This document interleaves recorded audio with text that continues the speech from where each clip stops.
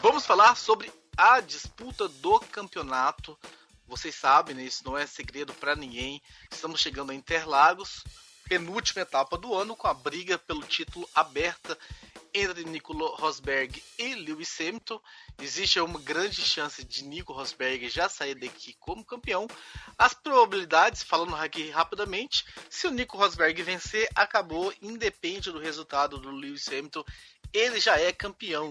Se o Nico for o segundo lugar, ele tem que torcer para que o Lewis Hamilton seja de quarto para trás, ou seja, não termine no pódio.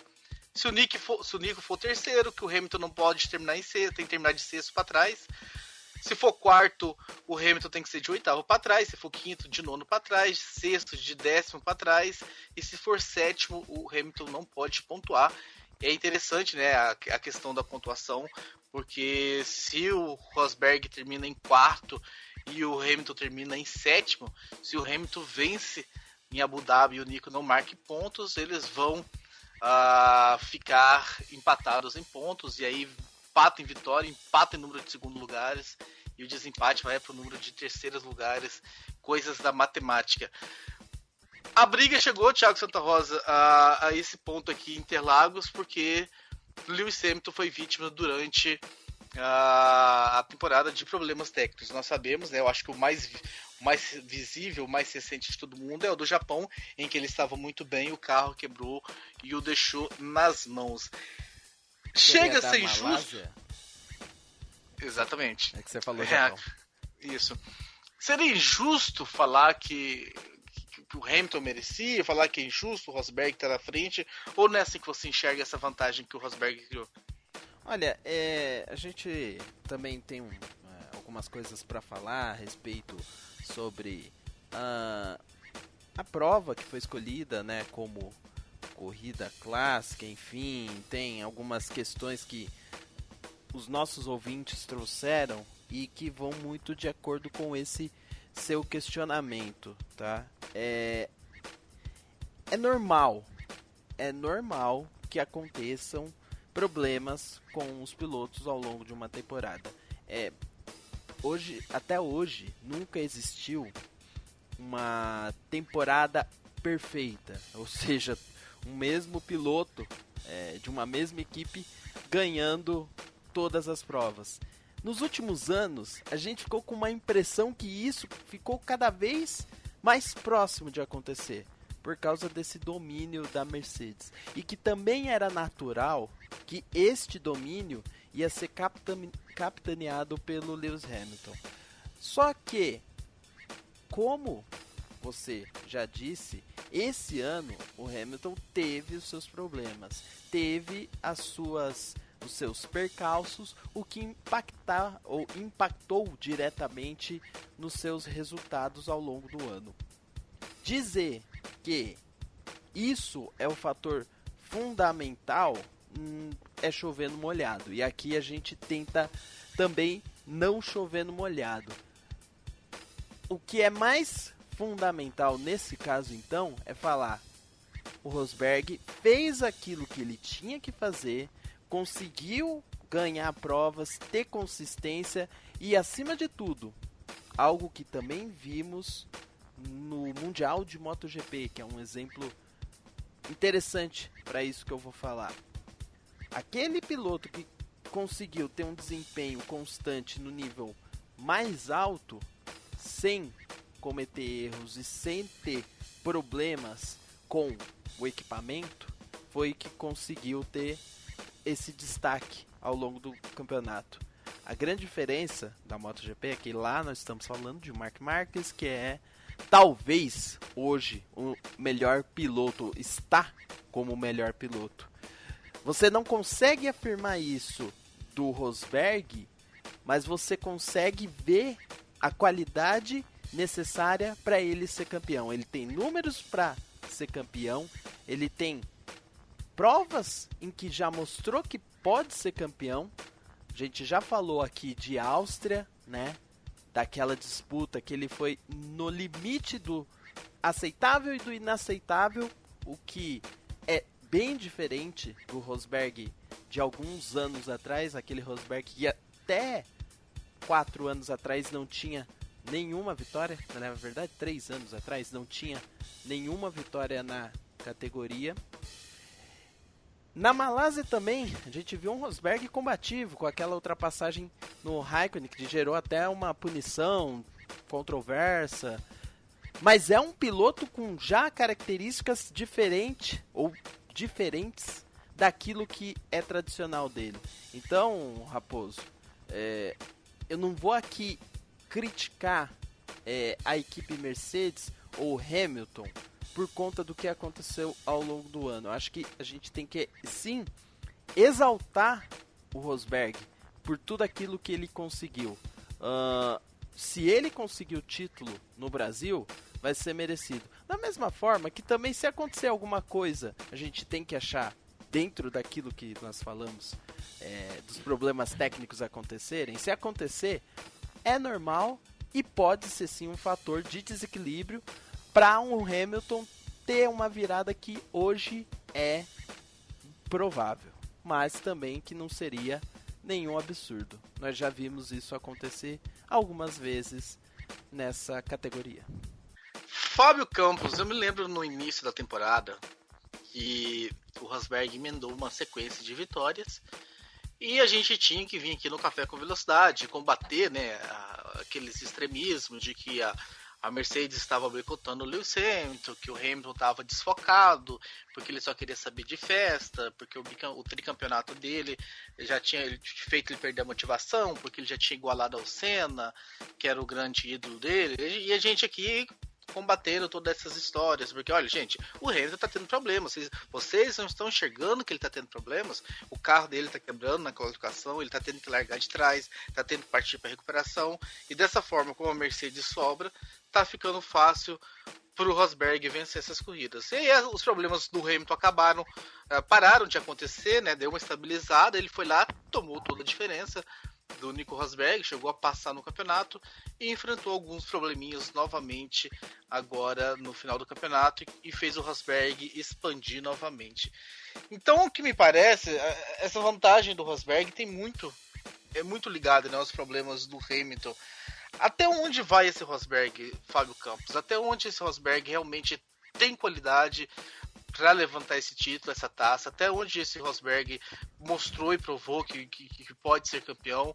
Ou até onde está sobrando para ele os pontos dos problemas do Lewis Hamilton? Olha, Raposo, essa é uma pergunta difícil de responder, né? Porque a gente definir exatamente aonde essa linha é cruzada, né? Do benefício do problema de um à técnica de outro. Eu acho que se a gente for colocar numa questão percentual, eu até achei que a sua pergunta fosse se desenhar para cair, para terminar em algo mais ou menos assim, né? Se a gente for parar para pensar de um Rosberg 100% campeão do mundo, quanto por cento terá sido, apesar de que essa conversa é sempre perigosa também, né? O quanto por cento terá sido mérito e o quanto por cento terá sido, né, benefício, né, dos problemas que acometeram o seu companheiro. É absolutamente lógico que os problemas atrapalharam o Hamilton. É claro que isso aí teve uma definição enorme para o campeonato mundial, mas não pode, eu acho injusto colocar apenas isso rotular o título apenas por isso, né? Eu acho que é um mal da era moderna de pessoas que, se fizerem isso, estarão se esquecendo de que praticamente todas as temporadas de Fórmula 1 foram decididas por uma quebra, né? Ou por quebras. Ninguém contesta o título do Alonso em 2006, que se não fosse a quebra teria sido muito difícil de acontecer. A quebra do Schumacher no Japão. Aquela quebra do Schumacher em Suzuka inverteu uma situação que a matemática era toda favorável para o Schumacher, completasse ele aquela corrida. E a quebra era uma coisa de 10 pontos, ele precisaria de um, e a quebra dele fez com que acontecesse o contrário, que o Alonso viesse para o Brasil precisando de 1 ponto apenas, enfim, algo assim. Então as quebras, elas existem, claro que elas existem. O que tem que ser analisado, e aí você esbarrou na questão do começo do ano, de muita gente que não analisa a performance, analisa o resultado, pega a tabela no final da corrida e tira suas conclusões por ali, o que eu sempre digo é uma análise muito fácil de ser feita. é analisar o desempenho do Rosberg. O que o Rosberg fez em 2000. Esqueçam o Hamilton, todos. Esqueçam o Hamilton por um momento. Por um breve momento. Ninguém tem absolutamente nenhuma dúvida de que o Hamilton é mais piloto do que o Rosberg, de que em condições iguais o Hamilton deve ter 95% das ultrapassagens ocorridas entre os dois, se não for até mais, né, dentro da era da Mercedes. Aliás, uma correção ao que o Rosa falou. Há 3 anos o Rosberg já era um vencedor de corrida. O Rosberg ganhou a primeira em 2012, então já tem até 4 anos que ele frequenta esse círculo e que registre-se numa era em que a Mercedes ainda não era o que era. Ainda não era o que é, melhor dizendo. Né? Ainda era aquela era... Aquela era bonita, hein? Essa foi linda. Mas ocorria a era da Red Bull naquele momento. Então, o Rosberg é um piloto, claro, evidente, né, que evoluiu o seu jogo. Claro que passou a andar melhor. Tem 2 provas para mim de competência enorme, embora 2 provas seja até pouco para você falar, né? Que vale por um ano inteiro, que é a questão de postura na Áustria. Sempre digo, o movimento é questionável e debatível. Podemos sempre debatê-lo. Mas a postura do Rosberg ali, para mim, ali eu acho que ele precisava fazer uma coisa, se não naquele jeito técnico, mas ele precisava mandar uma mensagem. Não precisava ser naquela hora, naquela curva, mas em algum momento ele precisaria. Ele mandou ali. E a linda ultrapassagem em cima do Kimi Raikkonen na Malásia, que valeu uma punição. Enfim, que esse assunto, que essa nuvem negra, que muita gente tem ignorado, mas que para mim é perigosíssima, que tem sobre a Fórmula 1 da questão das punições. Então, uma ultrapassagem que não valeu, mas uma ultrapassagem para mim de muita garra, de muita técnica, inclusive. Então, a gente vê no Rosberg qualidades. Não é um cara que passou a temporada inteira levantando o pé e administrando uma certa vantagem. Mas ele aí é que eu quero chegar. Ele pode ter um título, ele pode se tornar campeão do mundo de uma maneira muito, muito sem graça. Né? Muito, eu não vou dizer muito feia, porque aí feia são outras coisas, né? Outras atitudes que podem ser chamadas com essa palavra. Mas eu torço muito. O Rosa abriu o programa falando da sua preocupação com a qualidade da corrida, preocupação essa que eu divido com ele, mas no meu caso por esse motivo. Eu estou altamente preocupado com a postura do Rosberg, no sentido de, não, eu posso ser segundo, se eu for segundo aqui eu posso ser terceiro na outra. Postura que até que de uma colocação que ele tem direito, ele até tem o direito de agir assim. Mas eu acho que a Fórmula 1 vai terminar muito mal. Se ela terminar com 2 vitórias do Hamilton, disparado na frente do Rosberg, sem nenhum tipo de luta, sem nenhum tipo de engajamento pela vitória, como diriam alguns.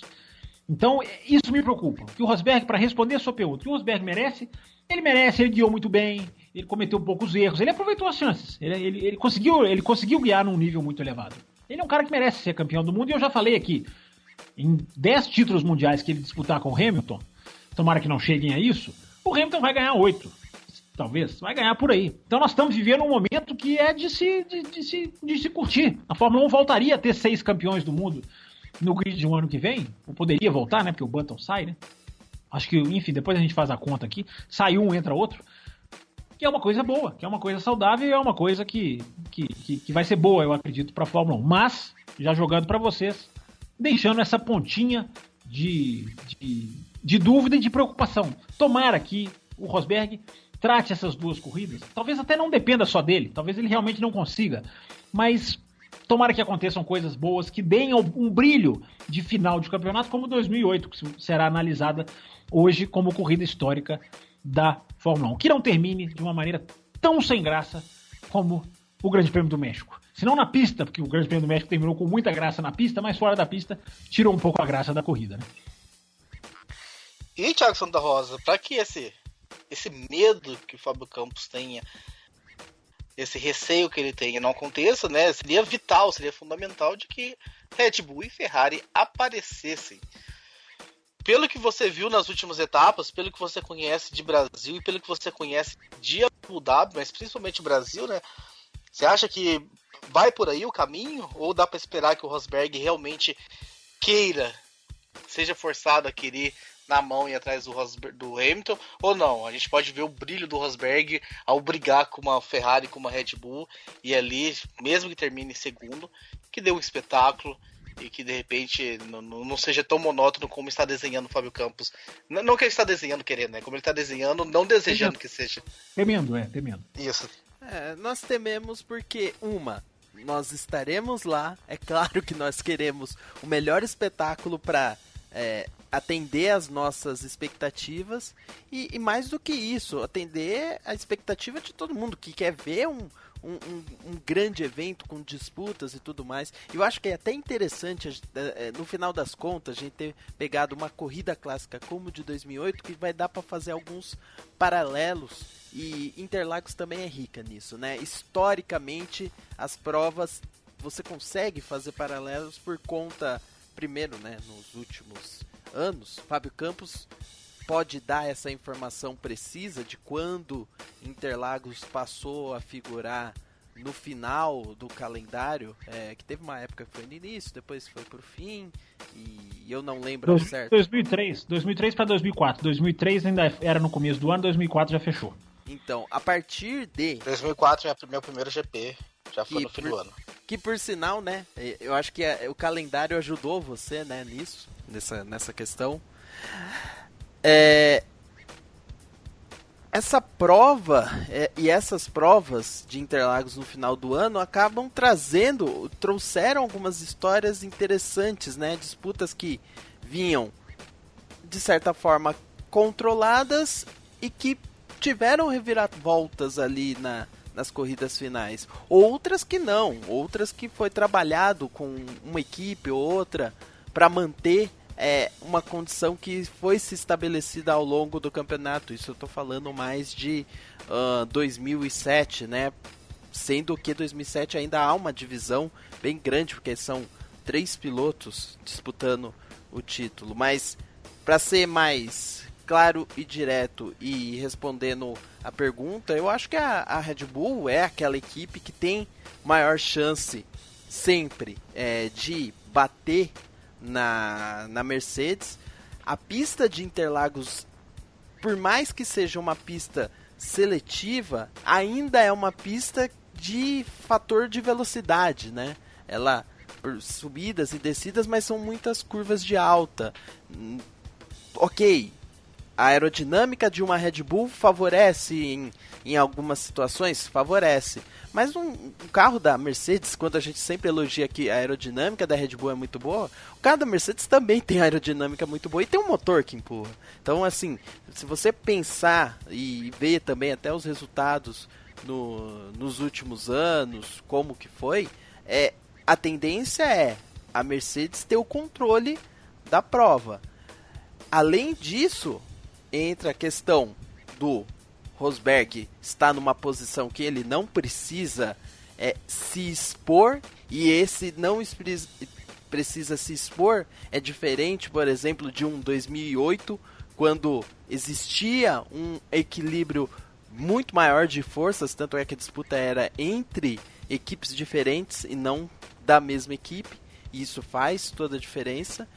E eu não vejo nesse momento a Ferrari conseguindo entrar nessa disputa tão forte como ela deu a entender sempre depois dessas férias de meio de ano, as férias de verão da Fórmula 1, que ela sempre apareceu como uma possível força em várias corridas e de fato a força dela não foi tão grande assim. Foi algo moderado. Ela melhorou, mas não tanto. Não para se aproximar de vez, para marcar território de vez.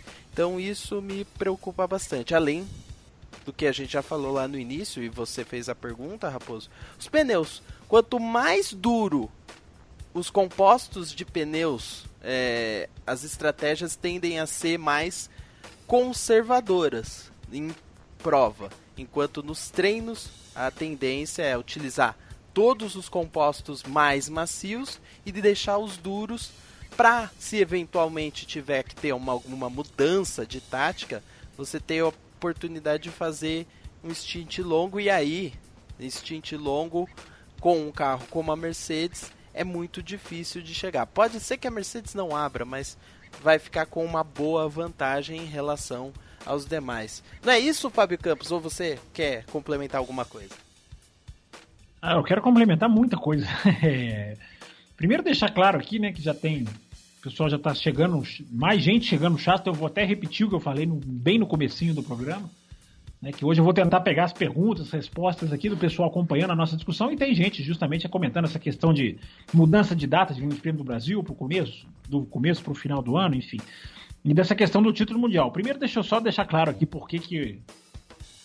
o que eu acho que pode ser muito ruim essa questão do Rosberg deixar o Hamilton vencer sem grande esforço. É claro que o Rosberg quer ganhar, não estou falando que ele vai chegar na corrida sem querer ganhar, mas é aquela história, estou em segundo, tô bem, não tô mal, não é aquela situação de tenho que ir para cima.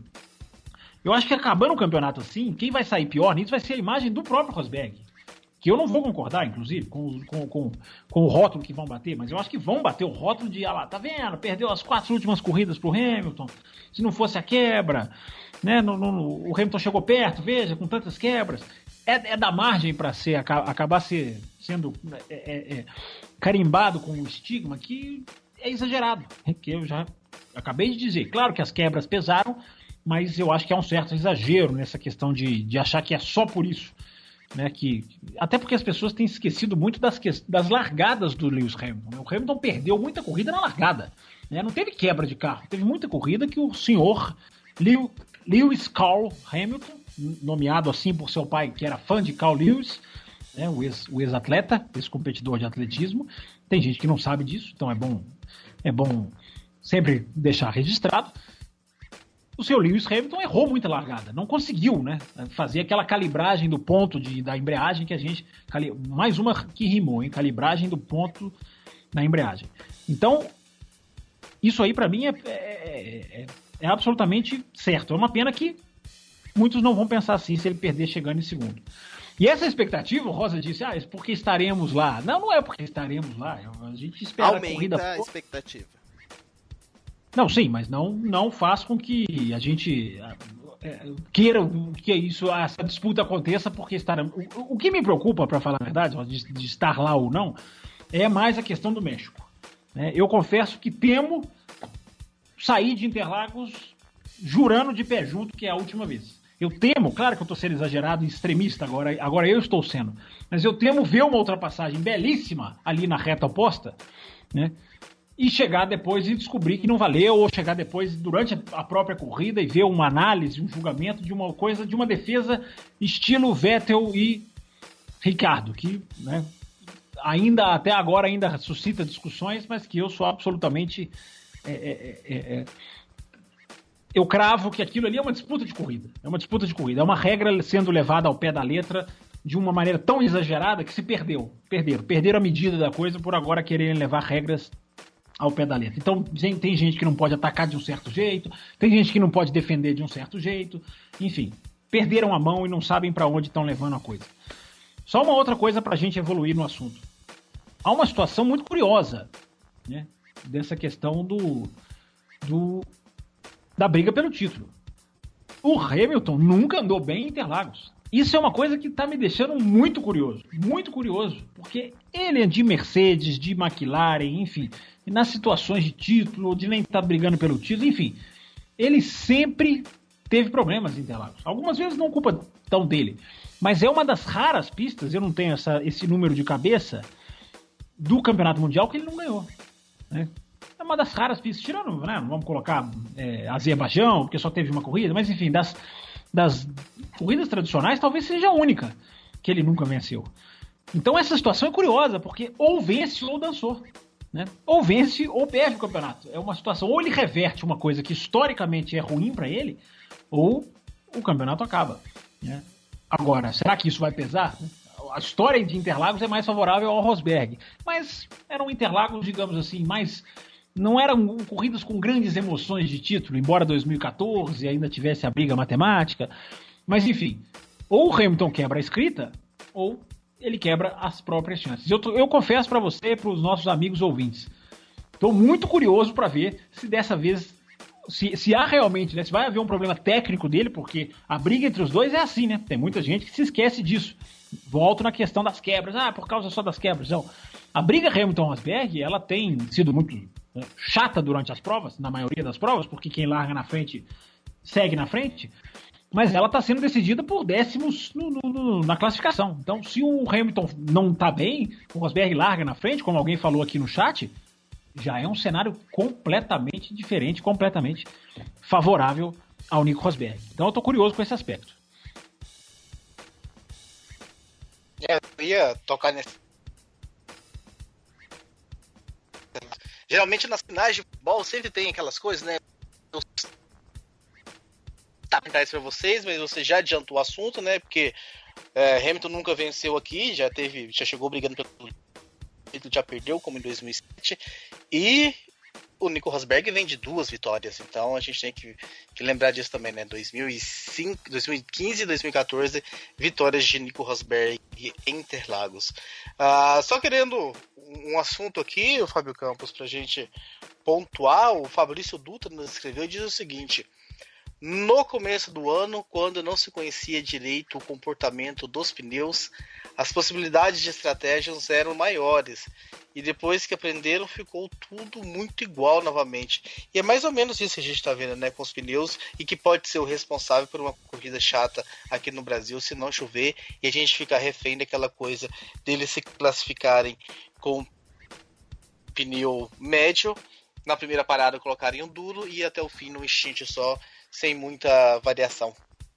Eu não sei, porque aí vai entrar muita coisa, né, Raposo? Vai entrar o calor, vai entrar como, né, essa abrasividade do asfalto de Interlagos, vai entrar muita coisa. Eu não cravo assim, pneus duros, corridas ruins. Eu acho que outras coisas fazem as corridas ruins, e repito, para mim, muito mais ameaçador do que os pneus ou do que a própria situação do Rosberg é a situação da defesa de posição, né? É o debate do momento, digamos assim. Aliás, não é o debate do momento, porque eu confesso, vasculhei a internet buscando opiniões, análises, e achei pouca coisa, muito pouca coisa. Eu acho que tem muita gente deixando essa discussão um pouco como irrelevante, e eu acho que não é, porque é o que eu chamo, é a crise invisível. Não vai estourar essa crise em um momento em que, olha lá, tá vendo? Não. É uma crise invisível que vai se enraizando nas corridas aos poucos, vai se tornando, né, vai tornando uma coisa cultural, vai se irradiando para outros campeonatos.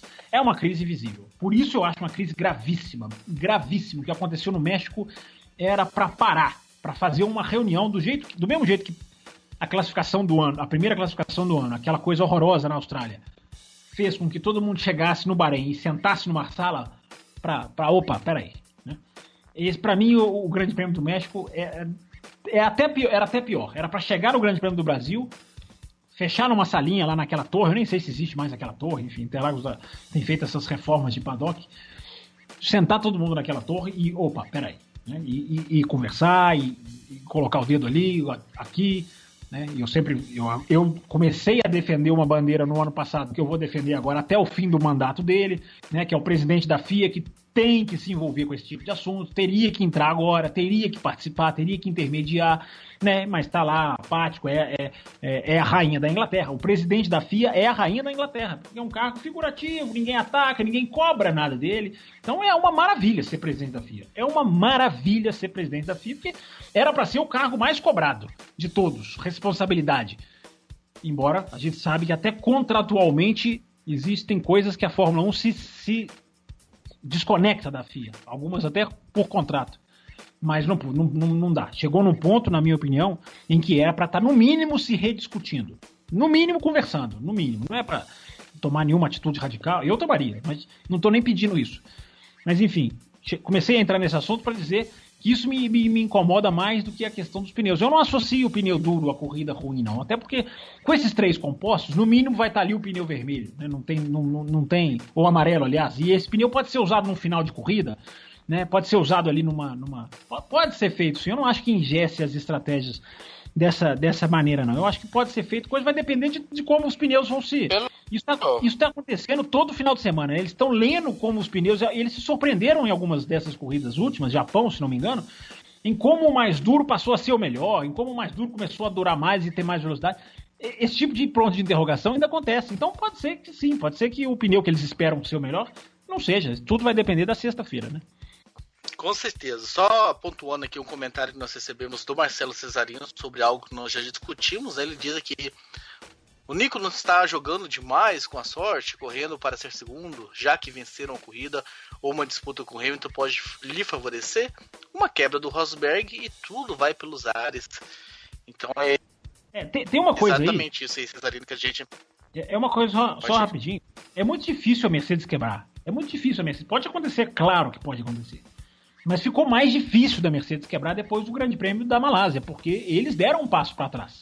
Eu já falei aqui da questão da gasolina, eles diminuíram os giros do motor. Eles têm uma vantagem tão grande que eles podem se dar ao luxo de fazer isso. Esse é um ponto muito chato, né, da Fórmula 1, né, que a distância é tão grande, mas tão grande que eles podem dar 2 passos para trás. Então eu acho que é muito difícil. Pode acontecer uma suspensão, uma parte do carro ali, né? Até o próprio motor mesmo, enfim, pode acontecer. Todas as peças do carro estão sujeitas a isso. Mas não é aquela Mercedes no limite, né? Que força, enfim, não está mais acontecendo isso. A Mercedes, eu repito, ela não trabalha mais com o giro total do seu motor desde o Grande Prêmio da Malásia. Não trabalha. Inclusive ela cancelou. Depois do Grande Prêmio da Malásia foi o Japão, se não me engano. Enfim, ela iria entregar uma nova especificação para todas as suas clientes, Williams, Force India, enfim, Manor, e não entregou naquele final de semana, porque ela parou, ela reviu passos de desenvolvimento e preferiu ser mais conservadora. Mas o que o Cesarino está falando tem um fundo de razão. Qualquer coisa pode acontecer numa largada, né? Veja o que aconteceu com o próprio Rosberg na largada na Malásia. Né, pode ser acertado por um maluco aí e tudo pode acontecer. Eu não sei se ele tá jogando, eu não consigo cravar que ele tá jogando com essa vantagem. Agora, eu fico pensando no final do ano passado também. Título mundial já decidido, o Rosberg ganhou e a gente falava aqui, né? É diferente correr com o título mundial já decidido. E ali o Rosberg, assim, olha como a situação agora é diferente, né? Quem tá precisando, tá ganhando. Então é um paralelo 2015-2016. Eu vou fazer uma pergunta para vocês. Acho que é uma pergunta que requer uma resposta rápida, mas se quiserem desenvolver, fiquem tranquilos, não vou pedir para vocês cravarem, porque a gente está fugindo cada vez mais da futurologia aqui no programa e passar cada vez mais para as análises. Então não ouvirão da minha boca. E aí, quem vai ganhar? Ou o Rosberg já vai ganhar Interlagos? Porque a gente não sabe, isso virá. Mas 2 que estarão lá, eu também estarei, mas eu queria saber a resposta de vocês que estarão lá acompanhando ao vivo. Para você como torcedor Thiago Santa Rosa e para você Fábio Campos, torcedor não, né? Como admirador desse esporte, vocês vão gostar mais de ver decidido na sua frente ou como fã da Fórmula 1 você quer ver essa disputa até o final em Abu Dhabi? Boa pergunta. Eu gostaria muito de ver até o final. Eu tenho uma tendência a esperar o máximo possível de uma competição. O máximo possível é a disputa até o final. Se eu ver a história sendo feita nos meus olhos, também vai ser um fato grandiosíssimo. Mas a história sendo feita com o máximo de disputa e o máximo de emoção, só se ela for até a última etapa. E aí, na última etapa, a disputa estiver aberta, que tem esse detalhe. Não sei o que o Fábio Campos pensa. Olha, eu vou fazer o que eu sempre faço, né? Ainda mais, e farei ainda mais nesse caso. Eu não vou pensar no local onde está sendo decidido o título. Eu vou querer que quem estiver em segundo vá para cima de quem está em primeiro. Se o Hamilton estiver em segundo e for para cima de quem está do Rosberg em primeiro, né, eu vou acabar naturalmente achando melhor que o título seja decidido em Abu Dhabi. Se for o contrário, o Hamilton em primeiro e o Rosberg partir para cima dele, que o título acabe no Brasil. Eu só gostaria, né, repetindo o que eu falei no começo do programa, que a decisão tivesse... Tudo bem, eu não espero que eles façam 2 duelos épicos. Deveria ser, né? Poderia ser, né? Seria ótimo. Mas não vou chegar tanto. Mas essa questão do primeiro e do segundo é o que eu não quero que aconteça. Se ela vai levar para o Brasil ou para... A gente já viu muito título aqui decidido no Brasil. É claro que é ótimo, é muito legal, enfim. Vai ser como aconteceu com o Alonso, né? Vai ser um cara ganhando pela primeira vez. né, o título mundial, ou o próprio Raikkonen, ou o próprio Button, né? Interlagos estreia campeões do mundo, né? Tem esse, para quem acredita em números, essa coisa da numerologia, né? Interlagos tenta não só faz campeões do mundo terminando o título, mas cria novos, né? Surgem novos campeões do mundo em Interlagos. Então tem essa primazia, mas eu não tenho a menor tendência de torcer para ser num lugar ou sem outro. Se for bom, que dure uma corrida e na outra corram soltos. Se for melhor ainda a disputa do título durando mais 2 corridas, que seja, que a gente possa se divertir. Essa é a bandeira que eu levanto. Teve alguém aqui no chat que falou, não, tem que correr mesmo para defender o título. Claro que tem, eu já disse aqui no começo do programa, é direito do Rosberg estar nessa posição que ele está. Mas para mim a Fórmula 1 mais importante do que para os dois, é para todo mundo, seria muito bom para a Fórmula 1 terminar o ano com 2, sempre né, para todos os campeonatos, terminar o ano com 2 corridas tensas, que sejam minimamente tensas. Tomara que a tensão não passe longe, esse é o grande perigo. E você, Bárbara Franzin, você quer falar para todo mundo? Você quer falar para todo mundo? Eu estive na decisão e eu vi o campeão, ou para você tanto faz? Pode ser Abu Dhabi, desde que a gente tenha um bom final de campeonato. Seja muito bem-vindo à edição 475. Muito obrigada, e antes de qualquer coisa, né, que eu sou às vezes educada, então bom dia, boa tarde, boa noite para todos. Cheguei só um pouquinho atrasada, né, então educação de um lado e do outro não. Mas vamos falar logo do que interessa, que é a disputa desse final de semana. Olha, assistindo a nossa corrida clássica, que eu não estava no autódromo naquele dia de 2008, então eu gostaria até de ver um campeonato sendo decidido, se bem que 2012 eu assisti, que já vou pedir a ajuda do Campos, né, que foi quando o Vettel venceu, que ele rodou no começo da corrida e não tinha chances e foi se recuperando. Mas eu acho que pro torcedor... Foi? Nossa, não tô mal então. Ufa, já não comecei o programa dando gafe. Mas seria legal ver essa briga de Mercedes. Assim, pra mim não teria problema se a disputa fosse decidida em Interlagos, desde que a gente tivesse realmente briga. Né? Então que o Hamilton tentasse, o Rosberg precisasse segurar, que não fosse aquela coisa fácil, como vocês estavam comentando. Seria legal ir para a última prova? Seria maravilhoso, assim, é uma final realmente com uma decisão ali, mas o que falta mesmo é essa disputa entre os dois, assim, né, que eu acho que é o que a gente quer mais assistir. Quando que o segundo colocado vai brigar com o primeiro, a gente não vai ficar olhando ali a disputa do 7º com o 8º, do 10º para o 11º, então eu quero ver ali o S do Senna quase pegando fogo, hein? Quase literalmente pegando fogo na briga do Hamilton com o Rosberg.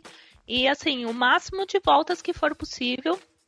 Que eles, sei lá, não se batam, porque também não ia ser bacana. Mas que a gente tenha emoção, né? Pra mim, isso é o mais importante quando a gente vai assistir uma corrida. E que se tenha emoção e que se vá pra Abu Dhabi também não tem problema nenhum. Eu quero que nesse final de semana a gente consiga sair de Interlagos com a sensação de que, pô, foi legal, valeu a pena, a gente veio aqui e assistiu o que gostaríamos. Então, uma corrida com muita disputa dos 2 primeiros, do resto do pelotão, que a gente no programa da semana que vem tenha coisas muito boas para se falar. Com certeza, estaremos lá na cobertura exclusiva do Café com Velocidade, os 4 presentes, né? Bárbara Franzina está decidindo em que setor que ela vai, ela é VIP, mas a minha esperança é de que ela...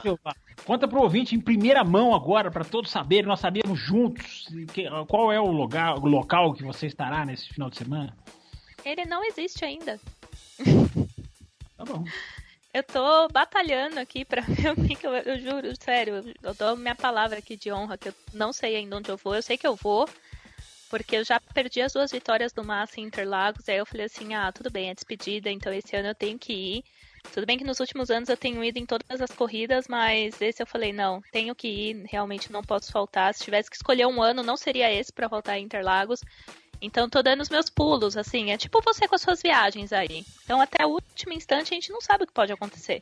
Interlagos tem um traçado, uma última coisa, né, Raposo, antes da gente seguir também. Interlagos tem um traçado muito simples, né, interessante. É um traçado simples, não é essa 8ª maravilha do mundo, que eu tenho certeza alguns pintarão nesse final de semana. É uma pista também, inclusive, mutilada, talvez uma das que menos se justifique, né? Aquela questão de área, ou de florestas que a gente já discutiu aqui, de quantas vezes passa o carro em frente a Interlagos talvez fosse talvez não, é provavelmente a menos complexa, seria um pouquinho mais para lá, para cá, para se usar o Interlagos antigo, que não demandaria grandes esforços ou grandes mudanças ou demolições ou fechar a avenida até a Avenida Paulista, nada disso. O Interlagos velho é um pouquinho para lá, um pouquinho para cá, era uma pista infinitamente melhor do que a pista atual. Essa é uma pista que poderia ter 7 quilômetros ali e sem grandes mudanças, demolições de arquibancada, nada disso. Então é uma pena que o velho Interlagos tenha seguido a moda, por pura moda, modinha, né, que era no início dos anos 90, de se cortar a pista, e Interlagos tenha ido por esse mesmo caminho. Mas para quem não conhece o velho Interlagos, é fácil de achar aí na internet, enfim, dá uma olhada no traçado, que é uma coisa absolutamente gostosa de você acompanhar assim com o olho, assim, com a caneta, com o dedo na tela. É muito legal você identificar o traçado legal de Interlagos, que ainda né? Ainda pode gerar boas corridas. Então tem sempre essa nuvem, né? Essa nuvenzinha. Às vezes até literalmente uma nuvem, né, Bárbara? Você chegou agora, mas a gente já falou aqui das nuvenzinhas. A gente aproveitou que os quatro estarão na pista dessa vez, então os 4 ficaram preocupados com as nuvenzinhas. O Raposo já falou aí que vai pingar água. Eu acho ótimo, porque chega de sol, né, esse ano na pista, então tomara que fique nuvenzinha. Ou seja, quem tem problema com o sol pode ficar no setor G. Sem dúvida. Vai poder ficar com as nuvens que se projetam. O que eu vi no mapinha, não sei se é o mesmo que você viu, vi um mapa assim, era nublado. Pinguinhos de chuva, não era aqueles raios, você falou aí de trovoada, eu vi diferente. Claro, já pode ter mudado, eu vi há mais dias. Mas basicamente nublado, o que é ótimo para quem vai para arquibancada, é o melhor tipo de clima. Isso aí vai dar tudo mormaço. Tem essa não, de combater o sol não. Sem dúvida.